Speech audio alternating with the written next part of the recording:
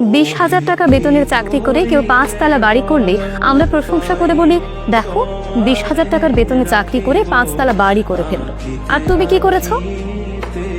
বিয়ে বাজারে দেখা হয় ছেলে সরকারি চাকরি করে কিনা।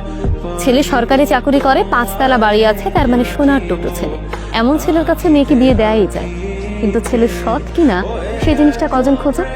আমাদের সমাজে কে কত বড় বাড়ি করলো, কে কয়টা গাড়ি কিনলো, কার কত ব্যাংক ব্যালেন্স আছে, এই জিনিসগুলো দিয়ে মানুষের সম্মান পরিমাপ করা হয়। যে মানুষটা সব থেকে সারাদিন পরিশ্রম করে অল্প কিছু টাকা উপার্জন করে, তার প্রশংসা করতে আপনি কাউকে দেখবেন না।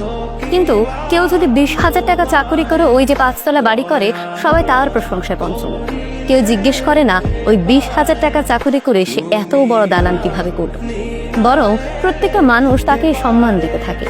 মসজিদ থেকে শুরু করে এলাকার বাজার, সব জায়গায় মানুষ তাকে সম্মানের সাথে ট্রিট করে। অথচ যে মানুষটা আসলে সৎভাবে ইনকাম করে নিজের জীবনযাপন করছে, সেই মানুষটা সম্মান পাওয়ার যোগ্য।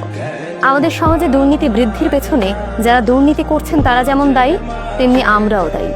আমরা তারাই দায়ী যারা এই দুর্নীতিগ্রস্ত মানুষগুলোর সমালোচনা না করে বরং এই মানুষগুলোর প্রশংসায় পঞ্চমুখ হই।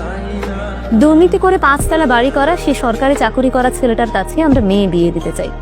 অবশ্য সব সরকারি চাকরিওয়ালা যে দুর্নীতি করেন আমি সেটা বলছি না, কিন্তু সবার আগেই দেখা হয় ছেলেটার ব্যাংক ব্যালেন্স আছে কিনা। সৎ চাকরি করা ছেলেটার বিয়ের বাজারে পর্যন্ত দাম কম। তাহলে ভেবেই দেখুন না, আমাদের সমাজে এই যে আমরা এই বৈষম্য তৈরি করছি, এটাও কিন্তু দুর্নীতির পেছনে অনেক বড় একটা কারণ। সুতরাং আমাদের এই ধরনের মন মানসিকতাগুলো পরিবর্তন করলেই কেবল আমাদের সমাজ থেকে দুর্নীতি দূর হবে এবং আমরা সুন্দর একটি সমাজ করতে পারবো।